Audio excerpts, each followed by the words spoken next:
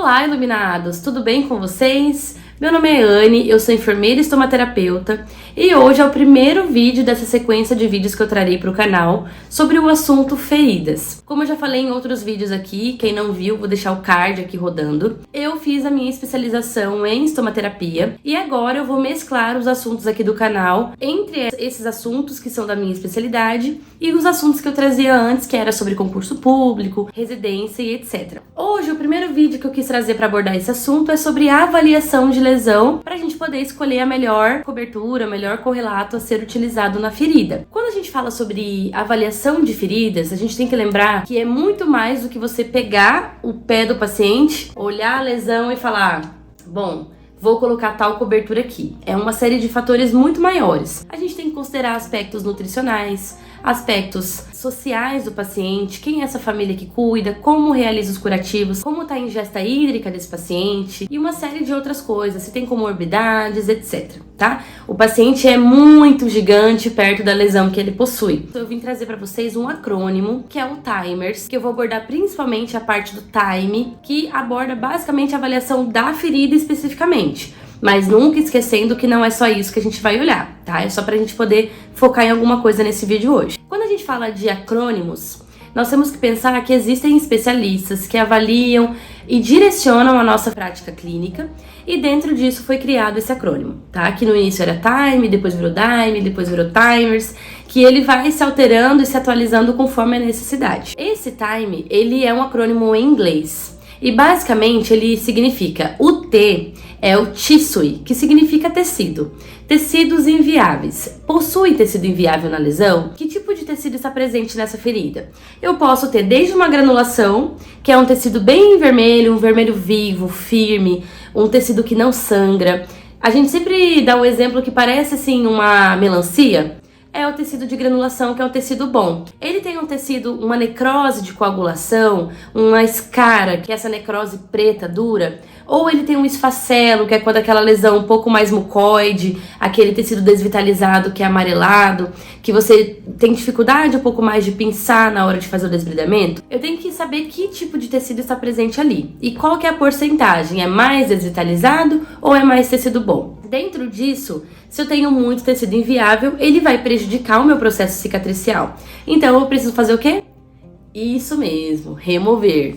Quando eu vou remover esse tecido, eu posso remover de forma enzimática, que é usando colagenase, papaina, ou eu posso remover de forma autolítica, que é quando eu ajudo o meu corpo a fazer um processo que já é fisiológico. Existe uma gama de produtos que ajudam no desbridamento autolítico, hidrogéis, hidrofibras, e aí eu vou escolher uma delas para fazer. Além de utilizar produtos para fazer o desbridamento, para auxiliar, eu também posso ter outras escolhas, como desbridamento instrumental conservador, eu posso utilizar o desbridamento mecânico, ou eu posso acionar a minha equipe médica, se eu estiver dentro de uma unidade hospitalar, para desbridar cirurgicamente, nos casos que é uma lesão muito extensa, muito profunda, ou que pega regiões que tem muito tendão, por exemplo, aqui no dorso da mão ou no dorso do pé. E existe o desbridamento biológico, que no Brasil é pouco difundido ainda, mas também é algo possível de acontecer. Então tá, decidi o que é o tecido, identifiquei, pensei em algumas estratégias, mas não é só isso que eu vou ver. Além de identificar o tecido, antes de escolher a cobertura, eu também vou olhar o I, que é presença de infecção ou inflamação. Quando a gente pensa nesses dois tópicos, o que eu vou ter que olhar nessa lesão? Se tem presença de sinais clínicos clássicos, dor, calor, rubor e edema. Se tem alguma coloração esverdeada no momento que eu tiro as gases ali daquele curativo. Se tem algum odor, ou então se eu tenho muita exudação. Exudato na lesão é ok, tem que acontecer, mas quando ele está em excesso é um indicativo de que algo está em desequilíbrio. E isso pode ser algum processo inflamatório ou infeccioso, certo? Então essa infecção ou inflamação local. Quando existem outros fatores que já são mais sistêmicos, como por exemplo presença de febre, aí a gente também tem que acionar o nosso colega médico para poder ver se tem ou não a necessidade de antibiótico terapia, ok? Hoje em dia, quando a gente fala em antibiótico terapia, a gente fala muito sobre ela sistêmica. E os consensos, esses estudos que saem mais atuais, eles falam que não é o ideal você colocar antibiótico terapia na ferida, porque isso pode causar uma resistência antimicrobiana. Então eles aconselham que quando tem algum sinal desses que eu citei para vocês, utilizar a prata ou algum antimicrobiano, como por exemplo PHMB, bigonidas e etc. Então esse é o I do Time. O M é de umidade. A gente tem que avaliar se tem presença de umidade nessa lesão e se assemelha um pouco com o que eu falei do tópico anterior, que é a exsudação em excesso. Tem uma exsudação muito em excesso, eu tenho que utilizar algo que faça a absorção dessa exsudação. Espumas poliabsorventes, hidrofibras ou algo nesse sentido. Percebendo que tem muita exsudação, além de escolher essa melhor cobertura, eu também tenho que proteger a borda dessa lesão, essa periferida. Então, nessa periferida, depois que eu fiz o curativo aqui dentro, utilizei a melhor cobertura para cá, eu vou passar uma camada de creme barreira ou spray barreira nessa borda, porque se a umidade de alguma forma for para a periferida, ela vai conseguir proteger, não deixando que fique tão úmido e que macere essa borda, tá? Porque é ruim para cicatrização também esse excesso de umidade.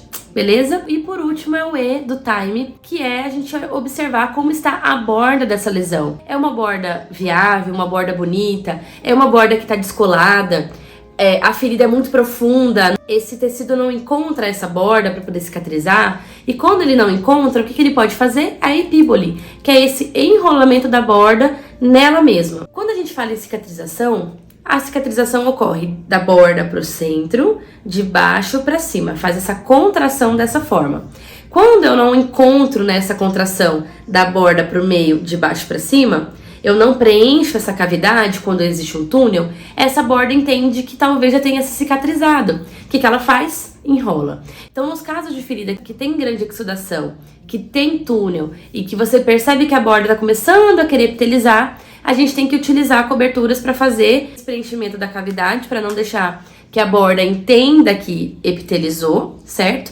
E caso isso já tenha acontecido, a gente tem que utilizar recursos para voltar essa lesão para a fase inflamatória. Então, no caso dela já ter feito epíbole, eu posso ou pegar um bisturi e fazer pequenas ranhuras no entorno dessa lesão, causando micro lesões e voltando para a fase inflamatória. Eu posso utilizar o ácido triclorocético, ele causa uma nova lesão, só que para fazer o uso desse ácido a gente tem que ter mais conhecimento, tem que ter uma pegada clínica melhor para poder utilizar, porque tem alguns riscos. Ou a gente pode lançar mão de desbridamento cirúrgico, caso seja necessário, mas sempre fazendo de alguma forma para você poder gerenciar essa borda. Então, quando eu penso em olhar para a ferida, eu vou olhar prioritariamente esses 4 tópicos que eu trouxe para vocês, e a partir disso, pegando o que cada um desses tópicos me traz a lesão, escolhendo o melhor curativo.